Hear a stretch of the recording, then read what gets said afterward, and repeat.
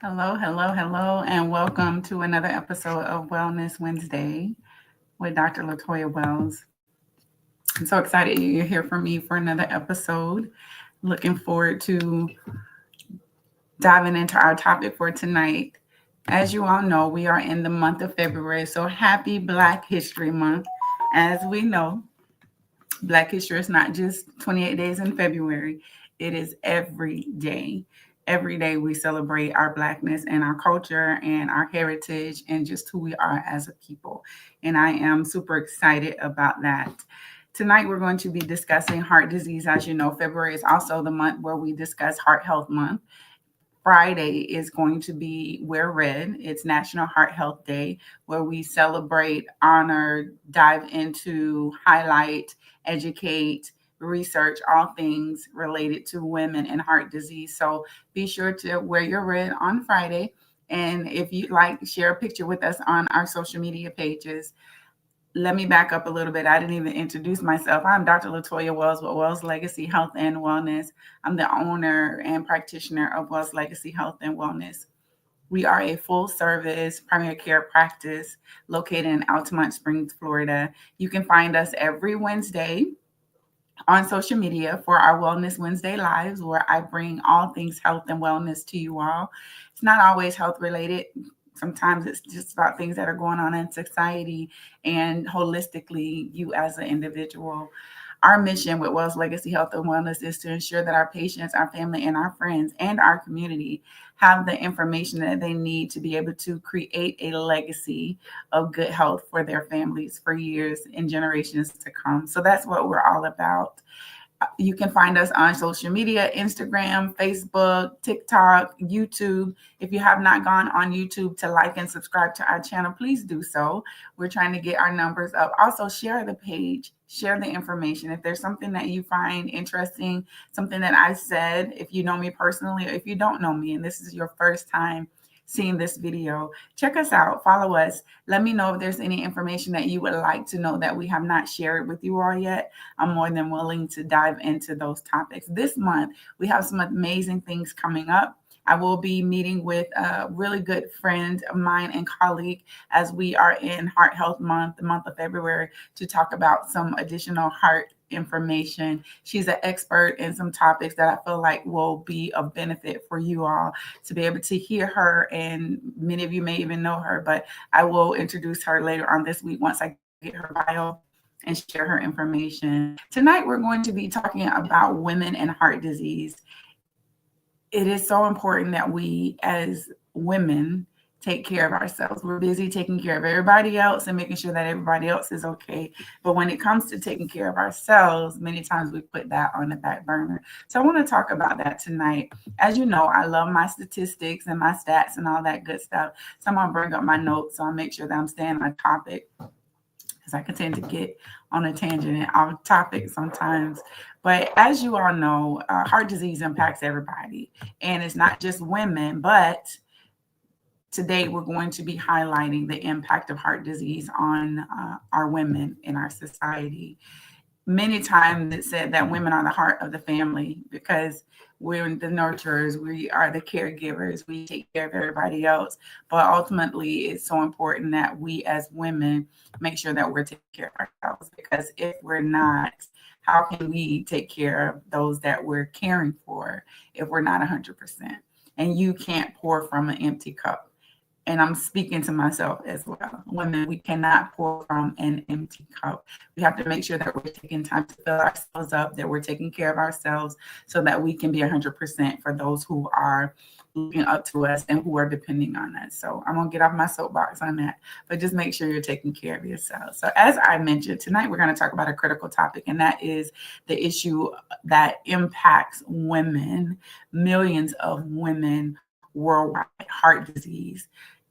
There are some common misconceptions when it comes to heart disease in women, and it's not just something that impacts men, right? Heart disease impacts everyone, male and female alike. However, it is the leading cause of death among women in the United States. And tonight we're going to talk about different types of heart disease. We're going to discuss some statistics. We're going to discuss the signs and symptoms that women need to look out for, as well as their husbands and their male counterparts or their family members, things that they need to be aware of and be paying attention to. The signs and symptoms. We're going to talk about some statistics. As you know, I love my numbers, so we're going to talk about that as well. But most importantly, you all know I'm big on health and wellness. I'm big on preventative medicine. And I want to make sure that we are being proactive as opposed to being reactive when it comes to our health, women.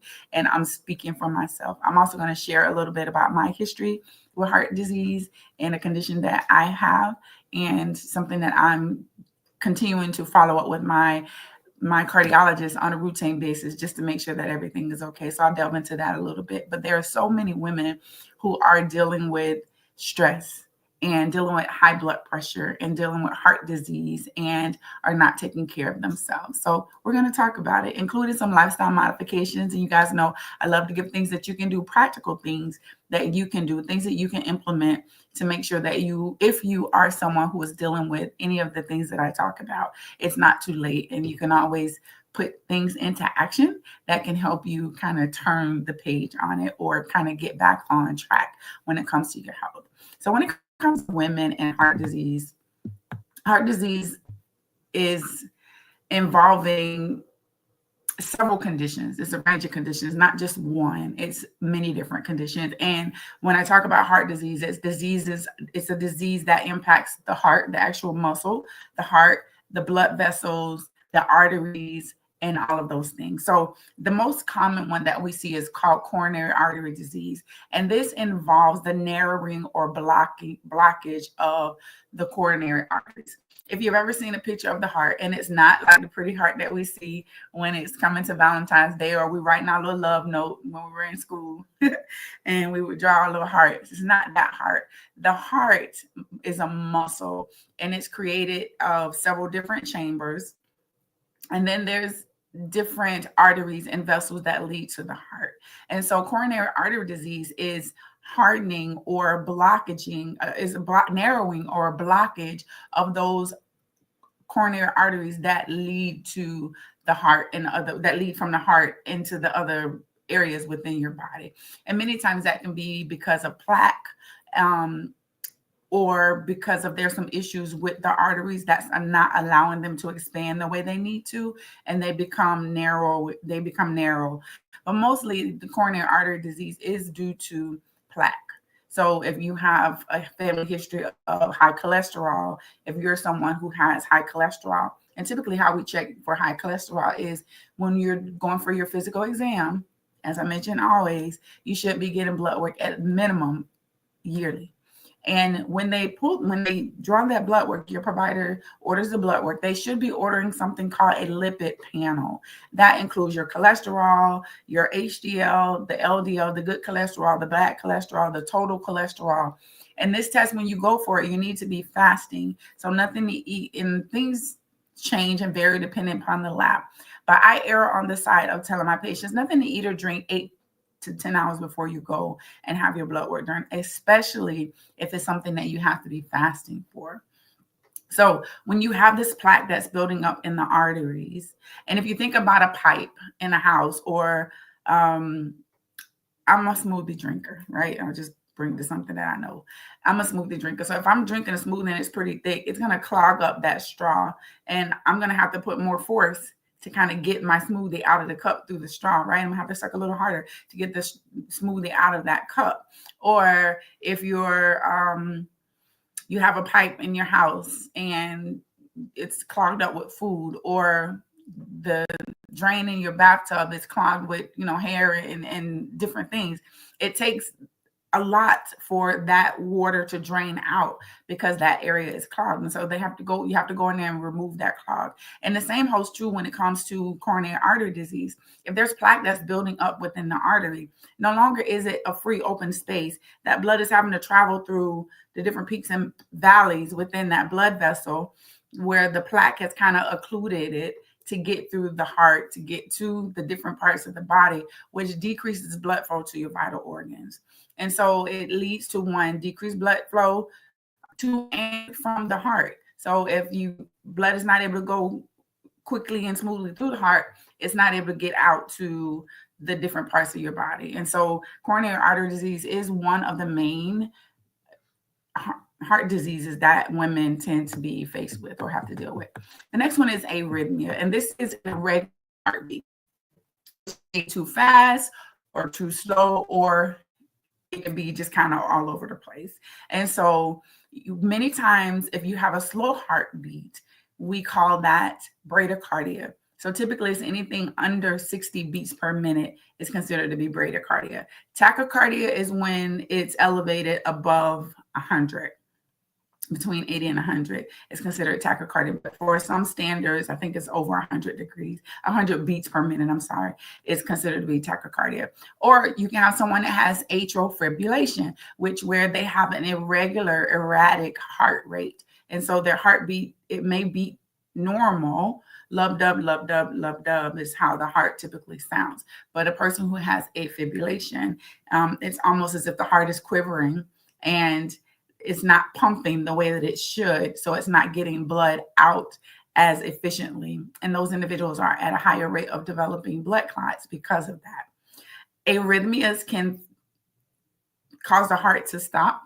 It can cause the electrical part of the heart to kind of be out of whack. And many times arrhythmias may be related to the electrical irregularities in the heart. Let me back up a little bit. So with the heart, you have it's a muscle. So you have the muscular function, which is the pumping function of the heart.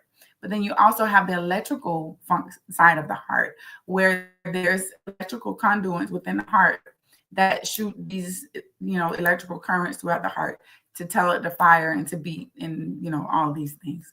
We're not going to get into anatomy and physiology class tonight, but just so that you know, there are some electrical abnormalities that can cause arrhythmias with the heart.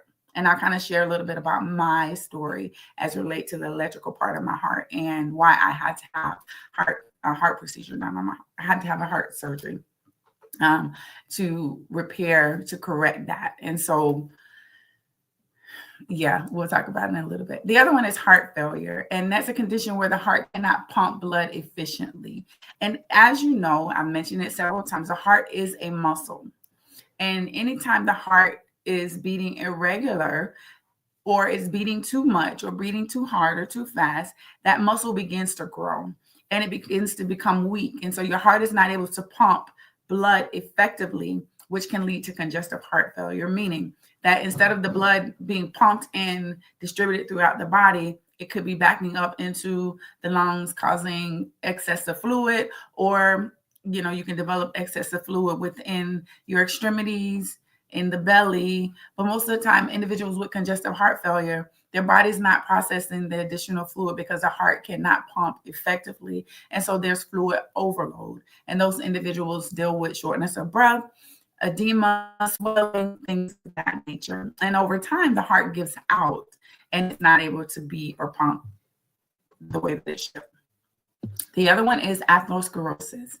Atherosclerosis is hardening of or stiffening of the blood vessels due to plaque buildup. As you remember, we talked about coronary artery disease, and that's narrowing of those blood vessels. But with atherosclerosis, it's hardening or stiffening because of plaque. So whenever you have the plaque in there, not only are those blood vessels hardened, not only are occluded, so the blood's not flowing through there, but they're not as flexible or pliable as they once were to allow the blood to flow through there. And so those blood vessels begin to get hardened and stiff, which can lead to high blood pressure. Another thing that women tend to deal with is hypertension. As we know, we talked about that many times. And hypertension can be the silent killer because not often or not always are there symptoms that can be seen or felt until it's pretty late in the game. So we got to make sure that we're staying on top of our health, that you're doing your due diligence to go to your healthcare provider, that you're asking questions if you're not feeling well, that you are following up, and that you're going for to be evaluated. So what are the signs and symptoms? I think I mentioned here several times, women tend to present differently when it comes to heart-related symptoms. Typically, when you have a man and they're having chest pain, it's going to be that chest that sharp pain right in the center of the chest. They may have the numbness and tingling in the arm, what have you. Women tend to present with symptoms a little differently. So while men often experience intense chest pain, women may experience slight chest pressure or a squeezing feeling or a fullness in the chest. They may also experience pain in the upper back, shoulder pain, or jaw pain. And so it may not present as a typical stabbing, sharp pain that most men tend to experience. Symptoms for women are a little differently. Women may also experience abdominal discomfort or abdominal pain that could present as heartburn. I can remember I had a colleague that I worked with at the hospital when I first became an RN, and her mother had a widowmaker's heart attack. She'd gone to the hospital and was complaining of just like pain right here in the upper belly, close to the chest area, right? And she was diagnosed with esophageal or GERD, gastroesophageal reflux disease, GERD. She was given some medicine and sent home. Within 24 hours, she was being life flighted to #1 trauma center in the area and had suffered a widowmaker heart attack, which completely destroyed her heart. And the only symptom that she had was just a little stomach discomfort, and she felt like she had gas. She was in the process of having a heart attack, and it, unfortunately, because of the way that it presented, it was not worked up as a heart attack. And my friend lost her mom, which was sad, but it happens all too often. So we really have to make sure that we are paying attention to the signs and symptoms that we have. When it comes to shortness of breath as it relates to heart disease, it's without exertion, meaning you could just be sitting still, not doing anything. I can anticipate if you were going to run up 5 flights of stairs, by the time you get to the 3rd or 4th flight, you're kind of struggling. You know, even if you're in good health, you're going to be having some shortness of breath right until you get to the top and you're able to kind of take some time and catch your breath. But typically when individuals, women, are having shortness of breath, it's without exercise or exertion. They just be sitting there and just kind of feel like, okay, I can't breathe. And it's important to pay attention to that and not to dismiss it. And I'll tell you a little bit about dismissing things when it comes to my story. Pain in one or both of the arms, radiating that may or may not be accompanied by chest pain. So you may have some pain in the arm and it radiates down the arm or back up or what have you. And it may feel like just like a little ache. You just feel something's not right, something's weird. Nausea or vomiting, often mistaken for gastrointestinal issues, so GI issues. And as again, I mentioned with my friend's mom who had gastrointestinal heartburn or whatever she described it as. And so when she went to the hospital, they worked her up as a GI situation and not necessarily cardiac. And so it's important to understand what the symptoms are and to know your body. I speak about that often. Knowing your body is so important. Sweating, unexplained cold sweats, lightheadedness or dizziness, feeling faint or unsteady, unusual fatigue. I mean, like feeling extremely tired without any minimal activity are all signs of heart disease, and that something could be going on, and potentially a heart attack or a myocardial infarction is what we call it in the medical community. So I want to take some time to, before we go into statistics, I want to take some time to kind of talk about my story briefly. I was born at 25 weeks, and I believe I was, and my mom may be able to correct this, either I was just over a pound or just a little under a pound at 25 weeks. And I had a heart murmur when I was born. And I remember when I would run or I just knew that I didn't have the stamina as other kids. I would have to sit and take a break or my chest would burn. And that's what it felt like to me. Like my chest would just start burning. It wouldn't hurt. It would just be like this burning sensation. And as I got older, I just kind of knew what to do. Make sure I stayed hydrated, make sure I stayed well rested. If I was anything, I did have to pace myself. Once I had my kids, it converted from a heart murmur, or what I was told by the cardiologist at that time, is that I now had mitral valve prolapse. So within the heart, there's these different valves.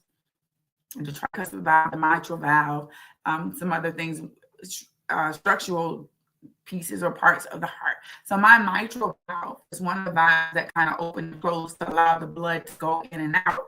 One of my valves did not open and close the way it was supposed to. It was almost like a little flap. So it was causing blood to back up into my heart.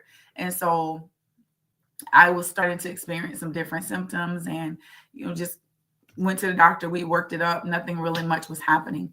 I started having these episodes where I would just pass out. I get, just pass out, just I was just passing out. And I remember I was at church one day and I woke up feeling unsteady, little lightheaded, lazy. And I was like, okay, well, maybe if I get some Gatorade, because I know if I drink Gatorade, I tend to feel better. I said so with everybody else.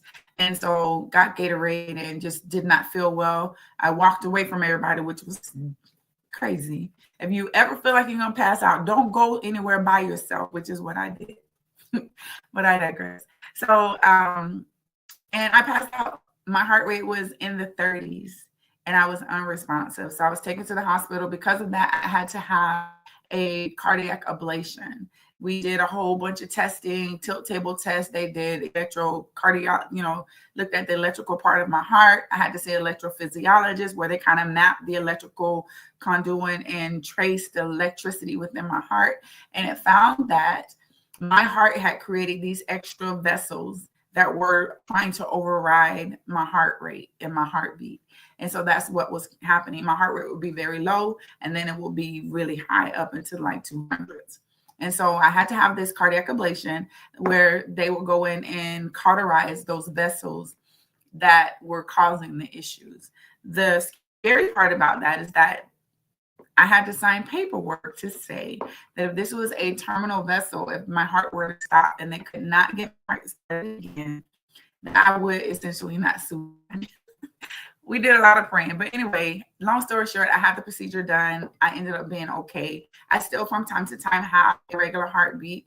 As long as I stay hydrated and I stay, well rested, I'm good. But I wanted to say this. I would have these episodes where I just felt like I had to catch my breath, like I was holding my breath, but I really wasn't. And I just contributed to being tired. I contributed, a whole bunch of other things. But my body was giving me these signs that, hey, something is wrong. And I ignored it.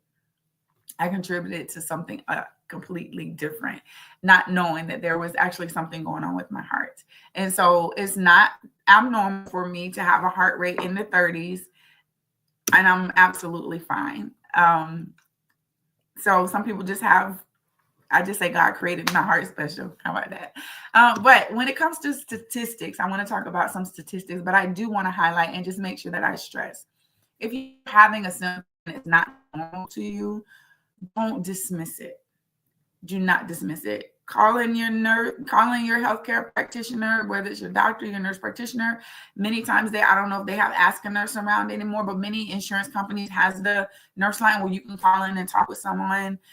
We're available if you have any questions. We can, do an evaluation for you. But make sure you're not dismissing these symptoms, because ultimately it could be a situation where it could cost you your life in the long run. When it comes to some statistics related to women, heart disease is a significant concern for women. Over 60 million, which is 44% of women in the United States, are living with some form of heart disease. 60 million women in the United States living with some form of heart disease. Statistics dating back to 2021, heart disease was responsible for more than 310,661 deaths in women, accounting for 1 in every 5 deaths amongst females. Despite these numbers, only about half, which about 56% of women recognize that heart disease is the number one killer. Providers, nurse practitioners, physicians, healthcare providers, we got to do better, which is why I'm here for Wellness Wednesday, to make sure that you guys have this information and you know what to do. When it comes to health and wellness and some things that we can do, some of the things I always talk about, right? We know that smoking can contribute to heart disease. Smoking damages those blood vessels, and it's a major risk for heart disease. So if you're someone that smokes, seek assistance for quitting, because we know that smoking causes damage to those blood vessels, as well as some other things, right? And then typically, if you're someone who smokes, you might already have some shortness of breath. So if it's heart related, it may be masked because of the smoking and the damage to your lungs. So I'm not going to get on the soapbox when it comes to smoking, but if you are someone that smokes, seek help with some assistance to get you so that you can get on a regimen to quit smoking. Adopt a heart healthy lifestyle and a heart healthy diet. So what are some things we can do? The whole grains, right? The brown breads, the brown rice. I know I love me some rice, but I love rice. So I'm just going to throw that out there. Brown rice is pretty good. Just kind of make it sure, do what it do. Fruits, veggies, low fat or low dairy, low fat,